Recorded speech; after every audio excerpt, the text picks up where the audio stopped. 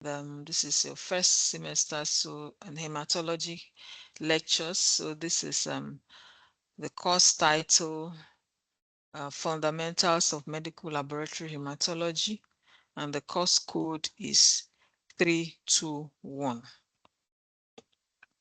So in this course, we're going to look at hematopoiesis, looking at the origin, development, and functions of blood cells.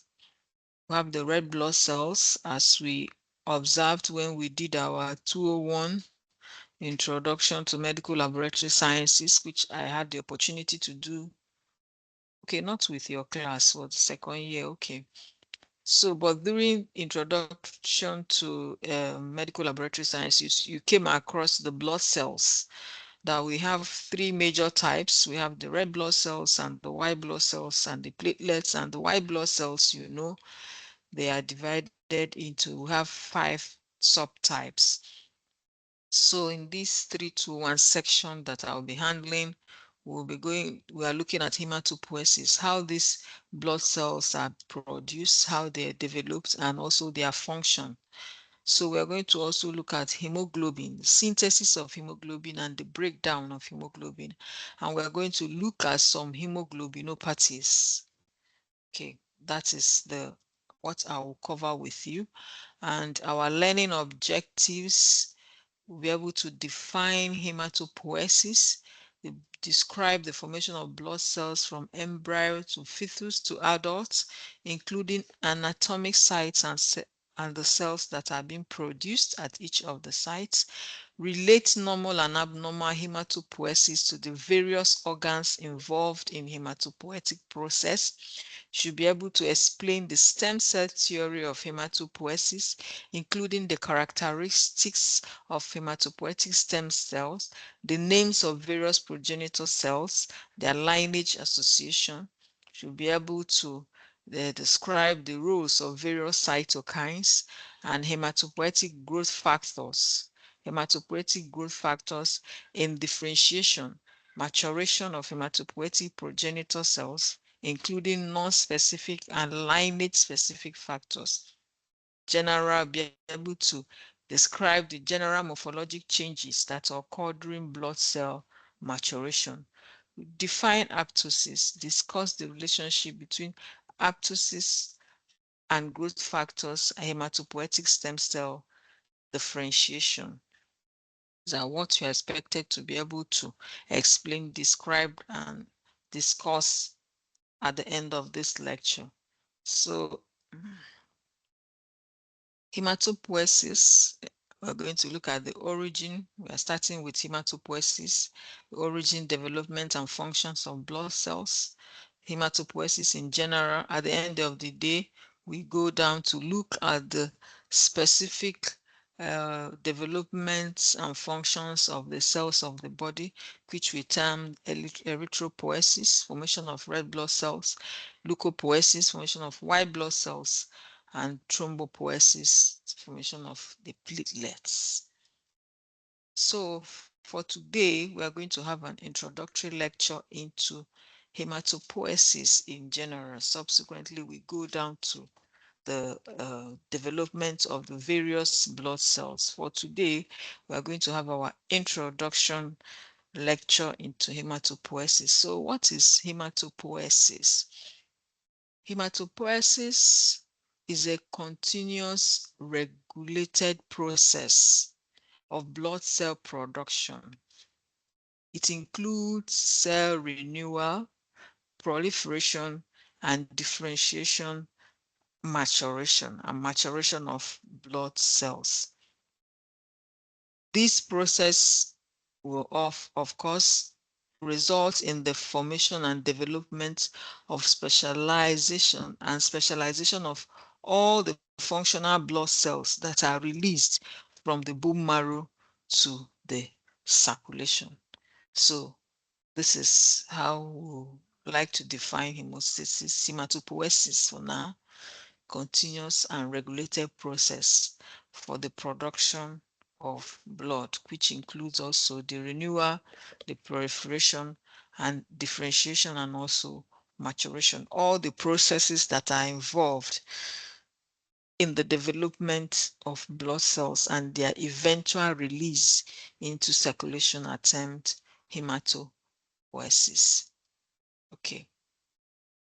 As an introduction, we would like to state that during fetal development in the womb, that is, during the development of the fetus in the womb, you have the restricted sequential distribution of restricted sequential distribution of cells, which initiates in the yolk sac and then progresses in the aorta gonad mesophrons, the region.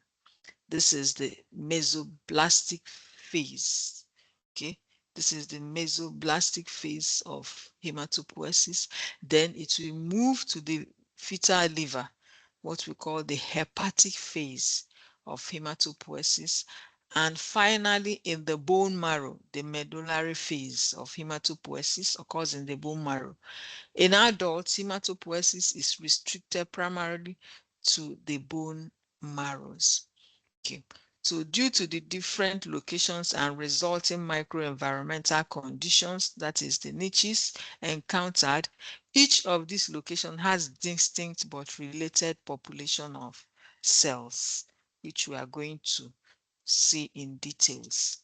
So we look at the mesoblastic phase of hematopoiesis. We say that this phase begins around the 19th day of embryonic development. Then it occurs in a process where cells from the mesoderm migrate to the yolk sac. Okay, I outline it step by step so that you'll be able to just grasp it in a glance, at a glance.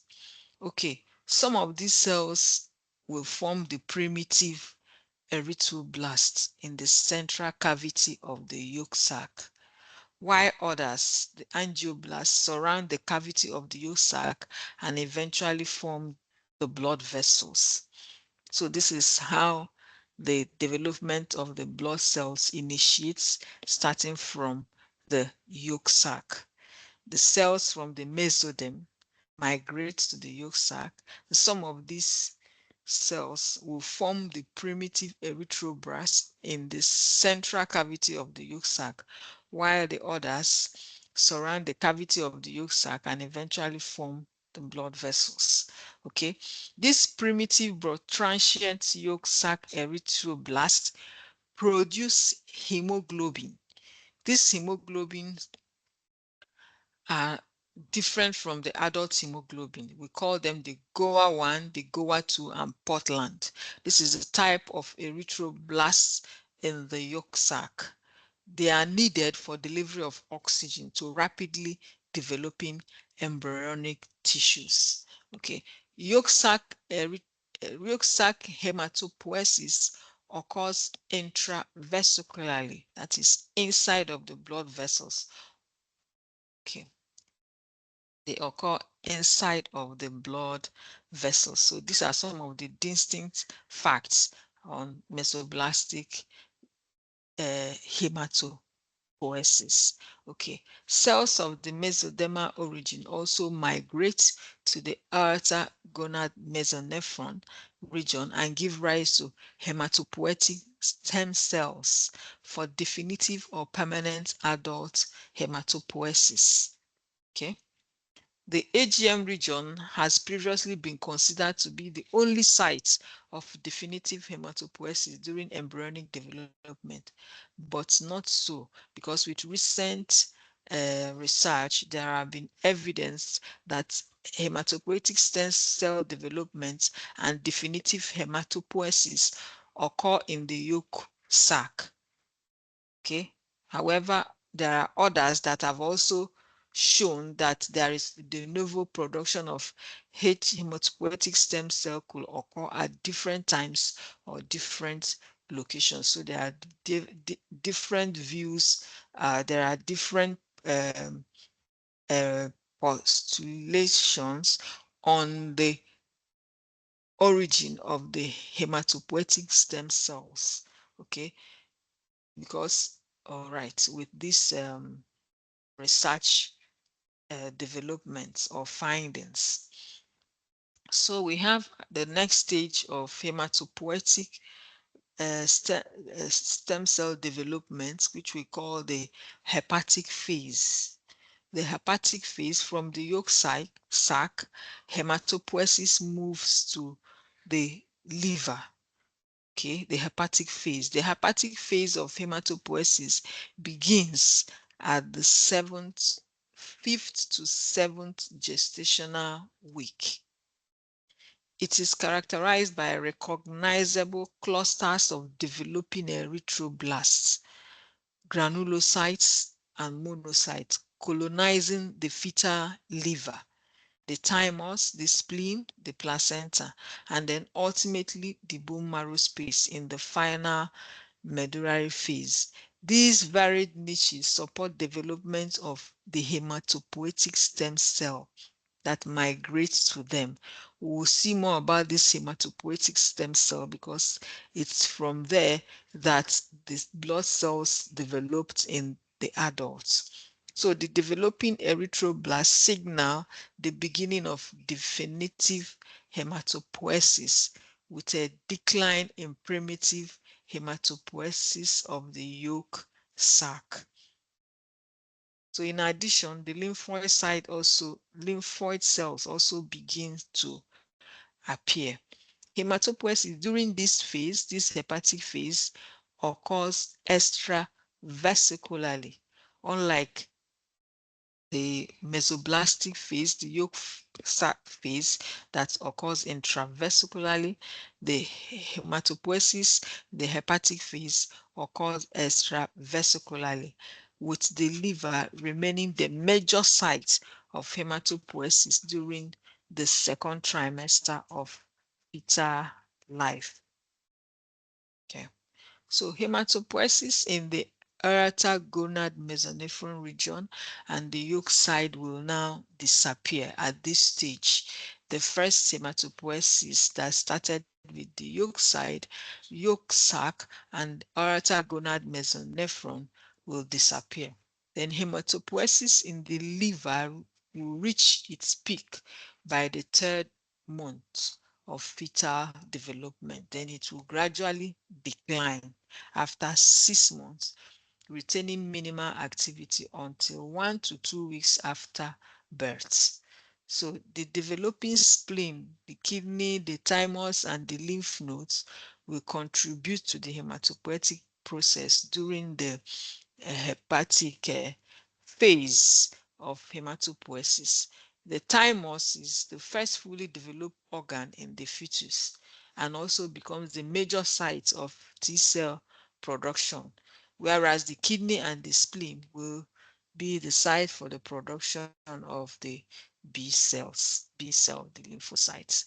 So when you look at this diagram, it's trying to show us the various stages, the sites of hematopoiesis by age. You can see 1, 2, 3. You can see the yolk sac, you can see the yolk sac here, 1. You can see 2, the liver, the second site. You can see the bone marrow being the third site of hematopoiesis, and these are fetal in months. The first month, okay, trying to change by the second month. By the fifth month, we have entered into the liver has taken over the major site of hematopoiesis plus the spleen. And then by the ninth month, you can see the bone marrow have really taken over. And then this is the age as the baby have been delivered from 10 years to 20 years. The tibia is the major site of hematopoiesis, followed by the femur between 20 and 30 years. The lymph nodes have been there. Okay, the ribs come along, the sternum, the vertebrates, all these ones come along as site of hematopoiesis as the age advances. Okay, so we have the medullary, the myeloid phase of hematopoiesis. So before the 5th month of fetal development, hematopoiesis begins in the bone marrow cavity. And this transition is what we call the medullary hematopoiesis, because it occurs in the medulla, or the inner parts of the bone. Then during this period, the hematopoietic stem cell and the mesenchymal cells will migrate into the core of the bone. The mesenchymal cells are a type of embryonic tissue. They differentiate into structural elements like the stromal cells, such as the endothelial cells, the reticular adventitious cells, and that they support the development of the blood cells. So hematopoietic activity, especially myeloid activity, is apparent during this stage. And at this stage, the myeloid to erythroid ratio gradually approaches 3:1 adult level. That is, the myeloid to erythroid ratio, the ratio of the white blood cells to the red blood cells, approaches the adult ratio of 3:1. That is 3 white blood cells to 1 red blood cell. And by the end of the 24-week of gestation, the bone marrow becomes the primary site of hematopoiesis. So we can also measure measurable levels by the end of 24 weeks, that we say gestation. The bone marrow becomes the primary site of hematopoiesis, and there are measurable levels of erythropoietin, granulocyte colony stimulating factor, granulocyte monocyte colony stimulating factor, hemoglobin F and A can be detected. In addition, cells at various stages of maturation can be seen in all blood cell lineages. So at this stage, we can measure the level of erythropoietin and all these growth factors from the body. Okay. So this is also another diagram trying to show us what the first diagram showed in graph, the sites of hematopoiesis. Okay. So hematopoietic stem cell and cytokines. Hematopoietic stem cell and cytokines. Okay, so we're going to take this gradually one at a time so that you will be able to understand the terminology that are involved in this discourse. So there's what we call the hematopoietic stem cells and cytokines. But first of all, let us look at what we call the stem cell theory. Okay, the stem cell theory. Who is raising up his hands? There's a favor. There's a favor who is raising up his hands. Can you speak? You're raising up your hand. Can you speak? Your mic is on now. Huh? You're raising up your hand, Adeze. What do you want to say? Eh? What do you want to say? If you're raising up your hand, what do you want to say? Unmute yourself and speak. Otherwise, I'll go ahead. Unmute yourself. I've allowed you, Mike. Okay. All right. Can you speak now, Adeze and Nwokolo Simon? Okay. Doesn't even be up to 8 pages. You're not muted. You're muted. That's why I may have to mute you people who are not organized. Okay, so let's continue. Maybe at the end of the lecture, you can ask your questions, but for now, the background noise is too much. So, hematopoietic stem cell and cytokines. At the end of the lectures, you can ask your questions so that we don't get disrupted because of the noise background, which is much now. So you can put your hands down. So, hematopoietic stem cell and cytokines. The stem cell theory. Okay, we say that morphologically unrecognizable hematopoietic progenitor cells can be divided. We'll still look at these hematopoietic stem cells in details. Later, you'll come to understand what we mean by hematopoietic stem cell when we get to the diagrams where we have them. So, but for now, let's look at the stem cell theory, the theory that they postulated um, here. So, morphologically unrecognizable hematopoietic progenitor cells can be divided into two major types. We have the uncommitted or undifferentiated hematopoietic stem cells. We say that the blood cells originate from this hematopoietic stem cell, but there are some theories that try to state that we have the myelophilitic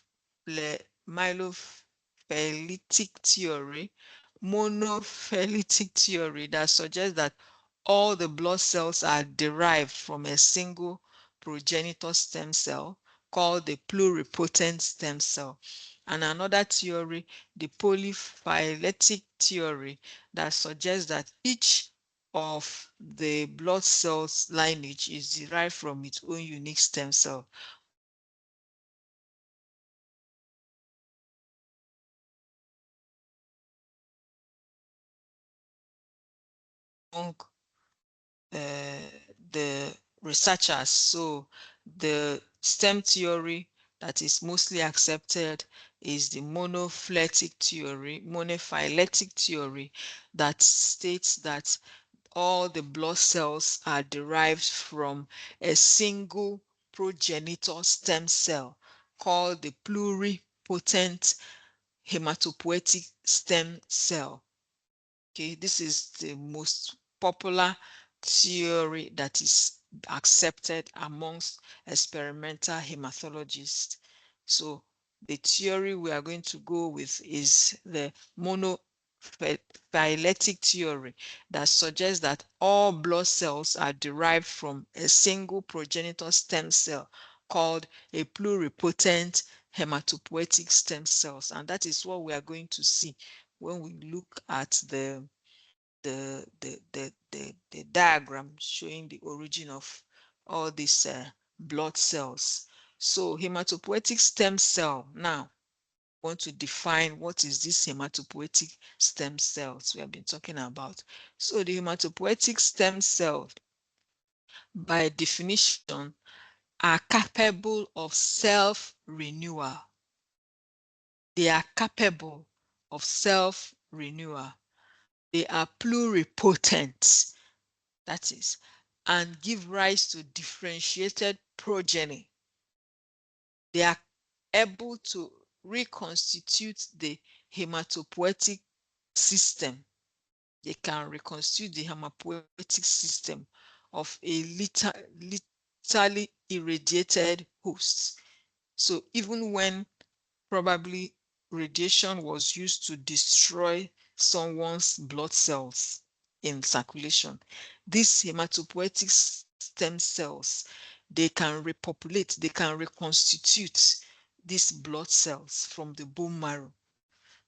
As long as the hematopoietic, these stem cells are available in the bone marrow, they can repopulate the system of such organism or human.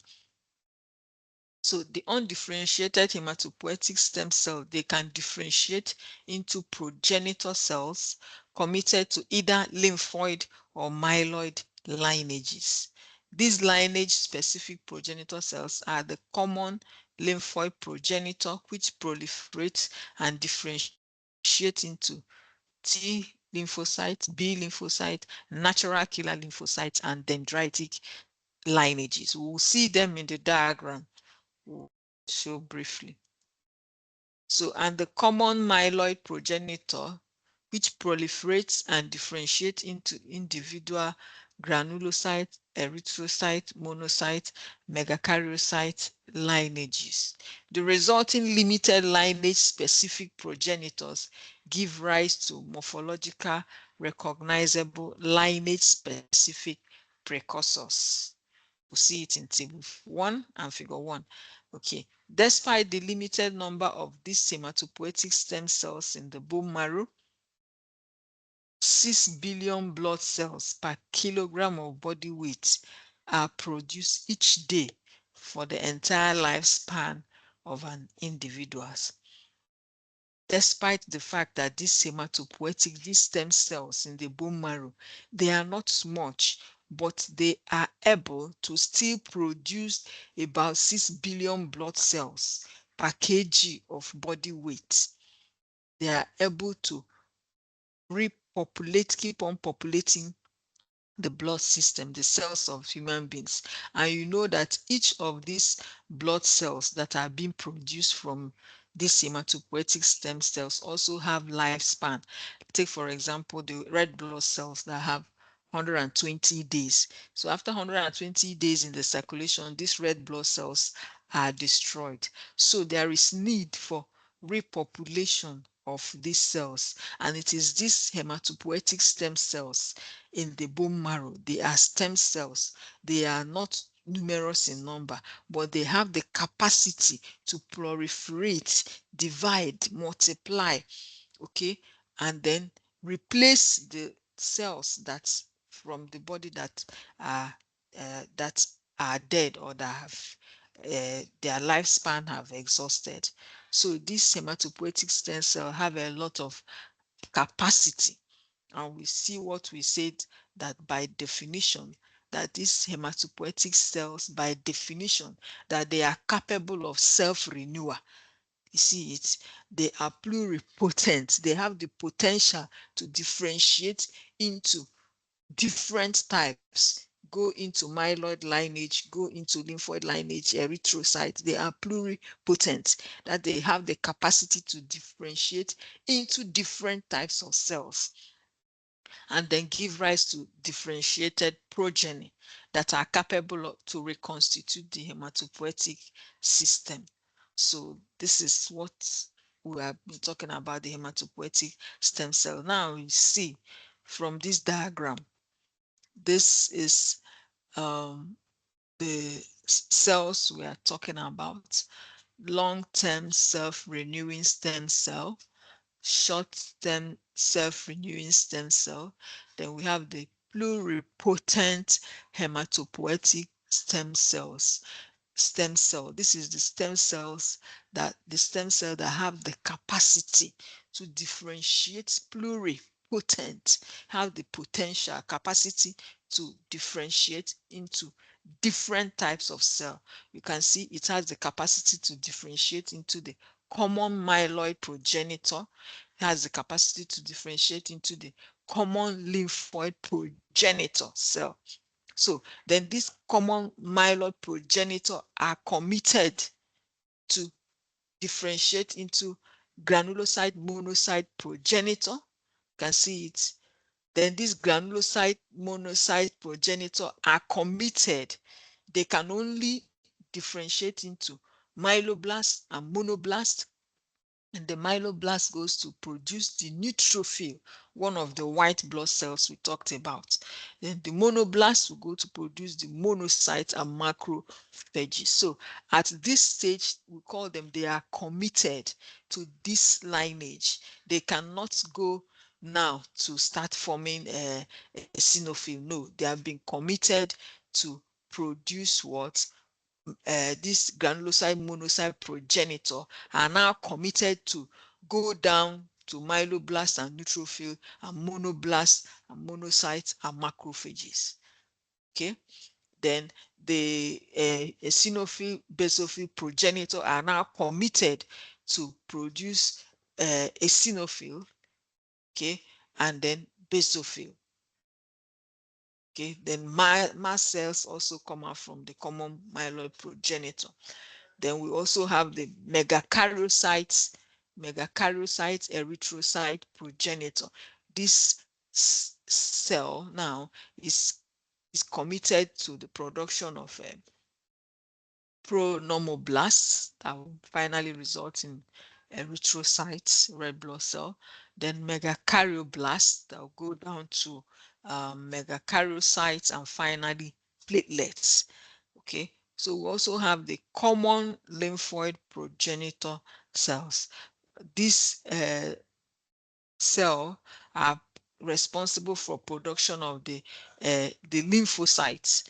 The lymphocytes, we have the dendritic cells, we have the plasma cells from the pre-B, then we have the T lymphocyte T cells, then we have the natural killer cells. So the stem cell, like I said earlier, has the potential, is pluripotent.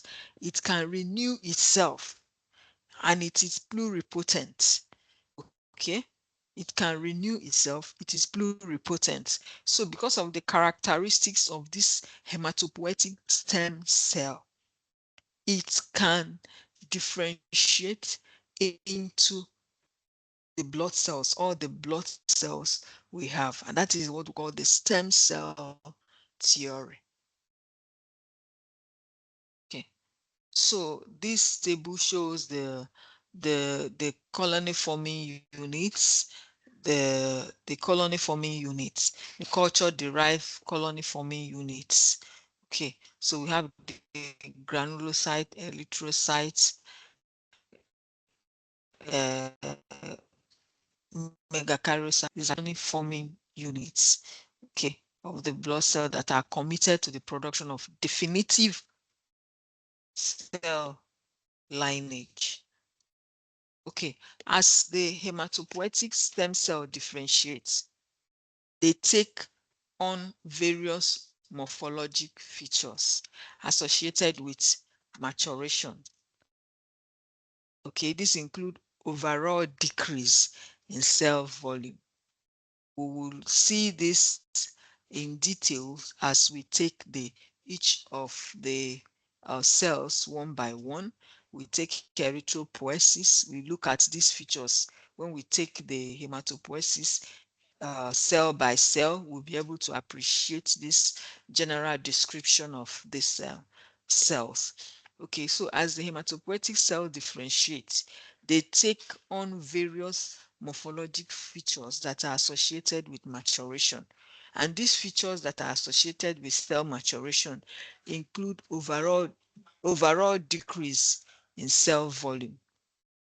We have decrease in the ratio of the nucleus to cytoplasm. Okay, there are also some changes that are occurring in the cytoplasm. The changes that are occurring in the cytoplasm of the cell include decrease in basophilia, increase in the proportion of the cytoplasm, and possible appearance of granules in the cytoplasm. Okay, we also have some changes that are occurring in the nucleus, and they include the loss of nucleoli, decrease in the diameter of the nucleus, okay, a condensation of nuclear chromatin, possible change in the shape of nucleus, and possible loss of nucleus, as in the case of erythrocytes. So these are some of the changes that occur in these blood cells as they tend to mature, and they are specific to each cell. It's not all the cell that will lose their nucleus. It's the red cell that can lose its nucleus. So when we take it one by one, we'll be able to appreciate it in the individual cells. But this is for the general cell, the cell as a whole. So specific changes in each lineage are discussed in subsequent sections. Okay, so the stem cell kinetics. Let's look at the kinetics, not really into mathematical kinetics, just kinetics at this level of our lecture. So these stem cells, okay, the bone marrow is estimated to be capable of producing approximately 2.5 billion erythrocytes. You may ask yourself, why this capacity? Yes, the capacity, because these cells have lifespan. They stay for some time in the circulation, they have to be destroyed. So there is need for this massive production from the bone marrow, from the hematopoietic stem cells. So we say that the bone marrow is estimated to be capable of producing approximately 2.5 billion erythrocytes, 2.5 billion platelets, and 1 billion granulocyte per kg body weight daily. The determining factor controlling the rates of production is physiologic need.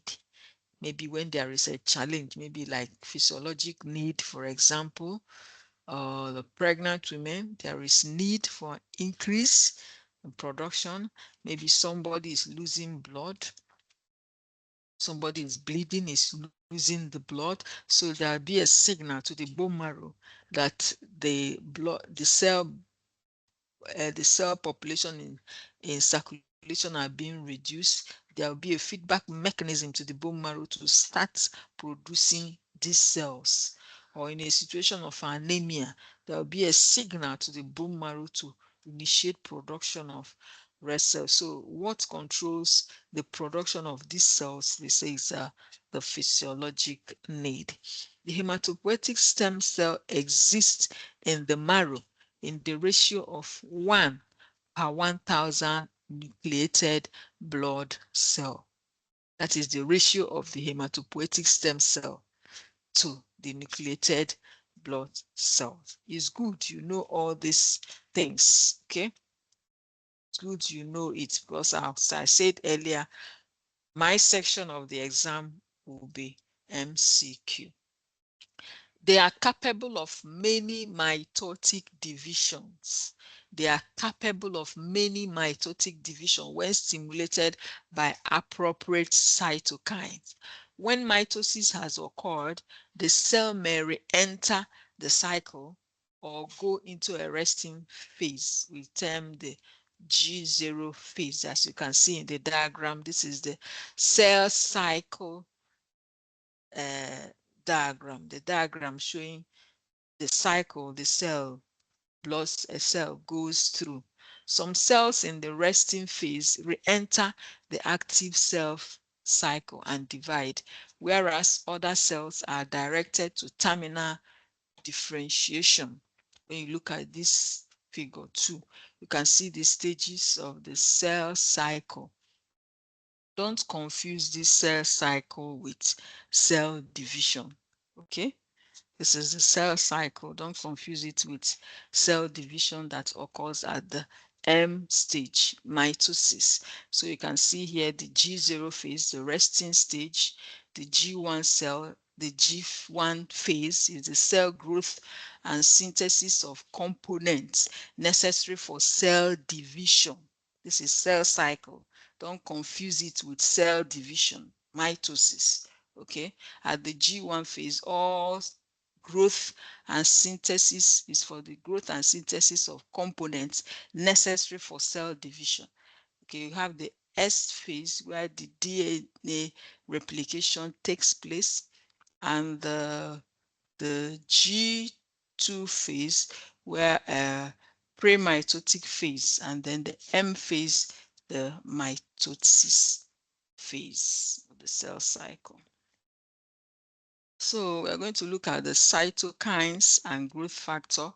You can see again our stem cell, hematopoietic stem cell diagram here, but here you'll be observing some of the interleukins and growth factors that are acting on each of the cells, making it to proliferate. and increase. So we have the cytokines and the growth factors. What are they? They are a group of specific glycoproteins called hematopoietic growth factors or cytokines. They regulate the proliferation, differentiation. You know what is proliferation? Differentiation and maturation of hematopoietic precursor cells. As you can see it in this figure 3. This figure 3 illustrates the hematopoietic system and the sites of action of some of the cytokines. So when you look at the diagram very well, as you will see, you find some of the hematopoietic growth factors and some of the cytokines here.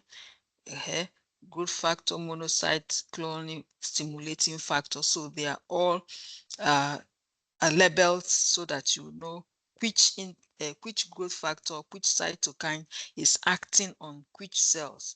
Like here we have erythropoietin acting on the pronormoblast to be able to form the erythrocyte. Here you have the thrombopoietin acting on the megakaryoblast to be able to produce megakaryocytes and eventual production of platelets. So that is what this diagram is trying to depict. Go through it line by line. So what are cytokines? By definition, cytokines are a diverse group of soluble proteins that have direct and indirect effects on hematopoietic cells.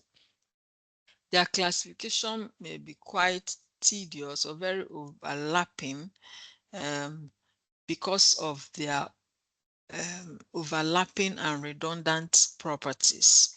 To classify these cytokines is a very bit challenging. The term cytokines and growth factors are often used synonymously.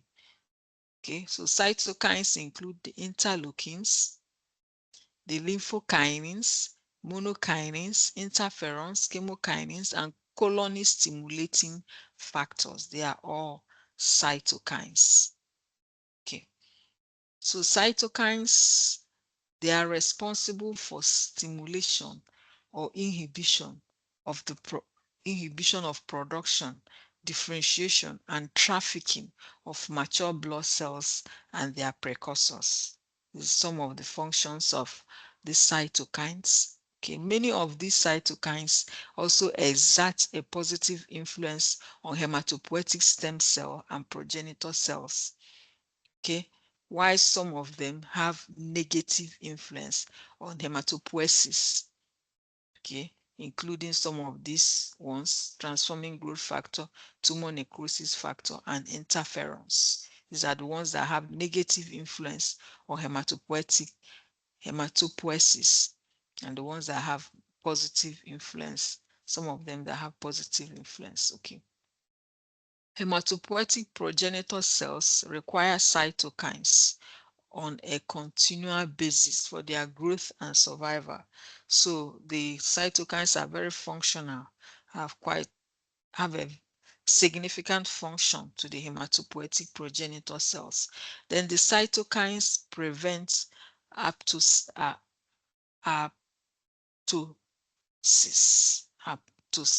Okay, it prevents apoptosis. Okay, they also stimulate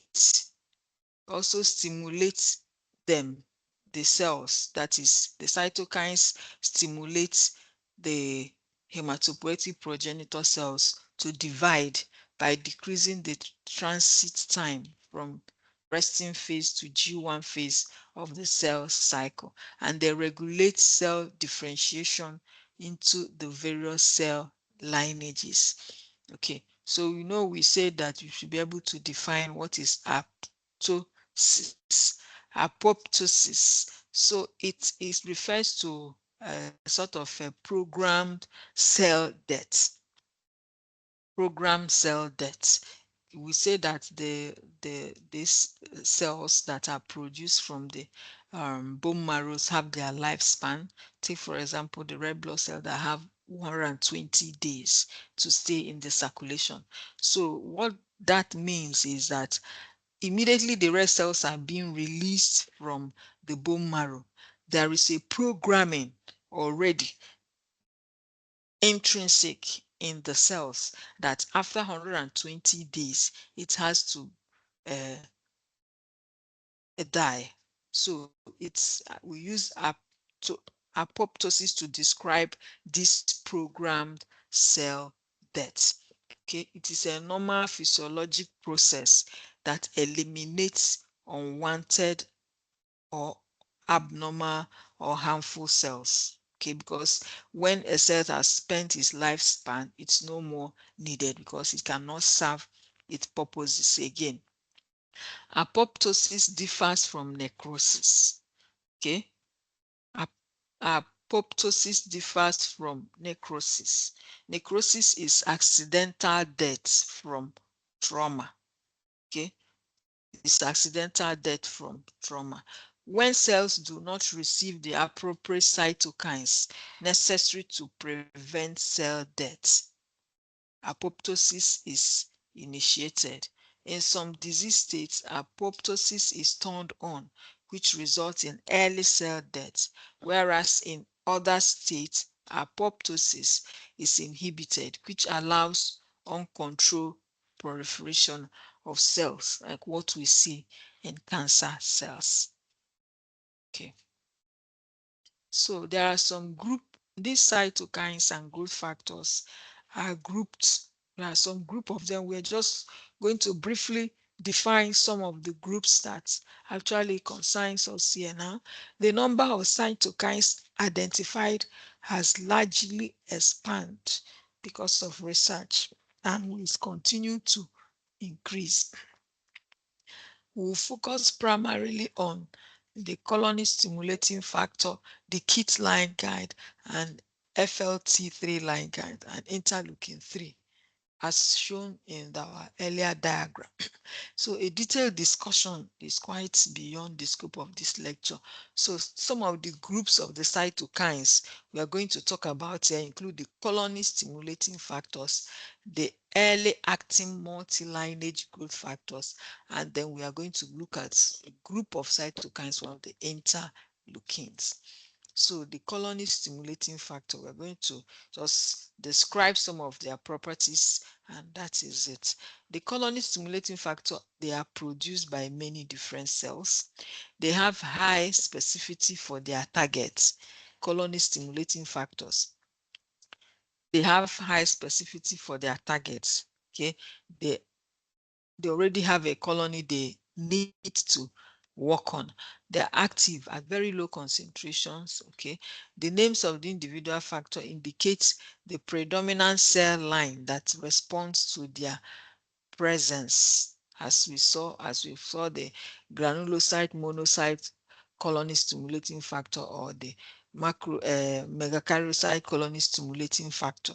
Okay, the primary target, take for example the granulocyte colony stimulating factor, is the granulocytic cell lineage. Okay, the biologic activity of colony stimulating factors and also the granulocyte monocyte colony stimulating factor, their primary target of these cytokines is the granulocytic monocytic cell lineage. So they are specific for their cell lineage, the cytokines. Okay, the major biologic activity of this colony stimulating factor was first identified by their ability to induce hematopoietic colony formation in the lab, semi-solid median, and then it was later shown in cell culture experiments. Okay, that although a particular colony stimulating factor may show specificity for one cell lineage, it is often capable of influencing other lineages as well. This is particularly true when multiple growth factors are combined. Okay. Okay. So these are some of the characteristics of colony stimulating factors as a group of cytokines. Okay. I'm just admitting people today continuously because this is the first lecture. Next time, 10 minutes into the lecture, I will not admit anyone again. Now, we have also this group of cytokines we call the early acting multi-lineage growth factors, was described by Gawa, described some early acting growth factors, intermediate acting growth factors, and late acting growth factors. So the KIT ligand, also known as the stem cell factor, is an early acting growth factor. Okay. It,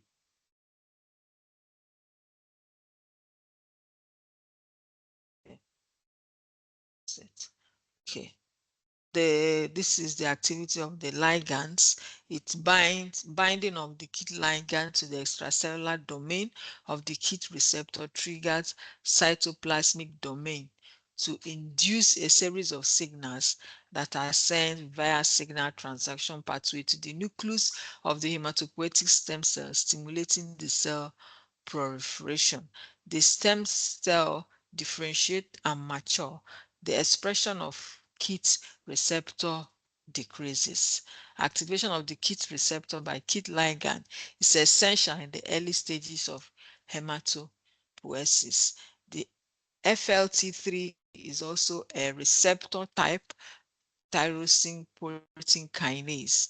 The KIT ligand and this FLT ligand, they work synergistically with interleukin 3, granulocyte monocyte colony stimulating factor, and other cytokines to promote early hematopoietic stem cell proliferation and differentiation. When you look at the diagram we showed earlier, showing uh, the the cytokines and the cells, they they work on the sites where the cells, they let me try to go back to that diagram.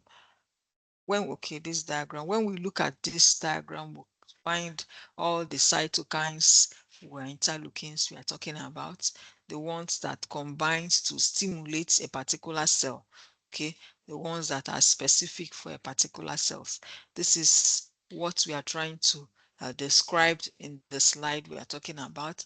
FLT3 and the granulocyte monocyte stimulating, colony stimulating factor, and all that, trying to stimulate these common myeloid progenitor cells and at the same time common lymphoid progenitor cells. That's what the slide is trying to talk about. Yeah. Okay, so interleukins also as a group of cytokines. Cytokines originally were named according to their specific function, such as lymphocyte activating factor, now called interleukin 1. Okay, so continued research so that a particular cytokine may have multiple action. As shown in that diagram we saw, a group of scientists began calling some of the cytokines interleukins, okay, numbering them in the order in which they were identified. Interleukin cytokines used interchangeably. Okay. So characteristics shared by interleukins include the following. Characteristics shared by either interleukins or cytokines includes the following. Number one, they are proteins that exhibit multiple biologic activity. We have seen that, such as the regulation of autoimmune and inflammatory reactions and hematopoiesis. They have synergistic interaction with other cytokines. They are part of interacting system with amplification potential. They are effective at very low concentration. Interleukins, cytokines. So, so yeah, at this point to end this introductory lecture, the next week we go into lineage specific hematopoiesis, that is taking erythropoiesis 1, leukopoiesis 2, thrombopoiesis one by one. Then at the end of that, we go into hemoglobinopathies, no, hemoglobin synthesis and destructions. Then after we go into hemoglobinopathies, that is what I'll be handling at this section. So now you can ask your questions. Let me